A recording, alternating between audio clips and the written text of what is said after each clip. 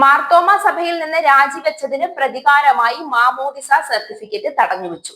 പത്തനംതിട്ട ചിറ്റാർ സ്വദേശി Abraham Daniel എന്ന ഷാജിയാണ് പരാതിക്കാരൻ.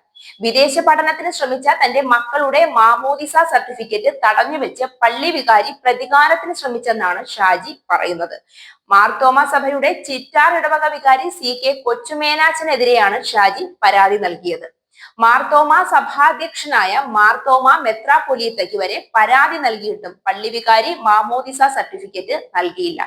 അങ്ങനെ മക്കളുടെ പഠനം മുടങ്ങി. ഈ സാഹചര്യത്തിലാണ് നടപടി ആവശ്യപ്പെട്ട് തിരുവല്ലയിലെ സഭാ ആസ്ഥാനത്ത് സത്യാഗ്രഹം നടത്താൻ ഒരുങ്ങുന്നത്. ചിറ്റാർ പഞ്ചായത്തിൽ കടക്കത്തെ വീട്ടിൽ എബ്രഹാം ദാനിയേലും കുടുംബവും 2013 വരെ ചിറ്റാർ സെന്റ് പോൾസ് മാർത്തോമ പള്ളിയിൽ അംഗമായിരുന്നു. വിശ്വാസപരമായ വിയോജിപ്പുകളുടെ പേരിൽ താൻ സഭയിൽ നിന്ന് രാജിവെച്ച് പുതിയൊരു സഭയിൽ അംഗത്വമെടുത്തു. അതിനുശേഷമാണ് മക്കൾക്ക് വിദേശ പഠനത്തിലുള്ള ആവശ്യത്തിലേക്കായി മാമോദിസ സർട്ടിഫിക്കറ്റ് വേണ്ടി വന്നത്. മാമോദിസ നടത്തിയത് മാർത്തോമ സഭയിൽ ആയിരുന്നതിനാലാണ് രേഖയ്ക്കായി അവിടെ സമീപിച്ചത്. ഇക്കഴിഞ്ഞ ഡിസംബർ 8-ന് അപേക്ഷിച്ചിട്ടും അകാരണമായി നീട്ടിക്കൊണ്ടു പോവുകയായിരുന്നു. മുട്ടാപ്പോക്ക് ന്യായങ്ങൾ പറഞ്ഞ് ഇടവക വികാരി സർട്ടിഫിക്കറ്റ് തരാത്ത കാര്യം ചൂണ്ടിക്കാട്ടി ഭദ്രാസന ബിഷപ്പിനും സഭാ മേലധ്യക്ഷനും കത്ത് നൽകി.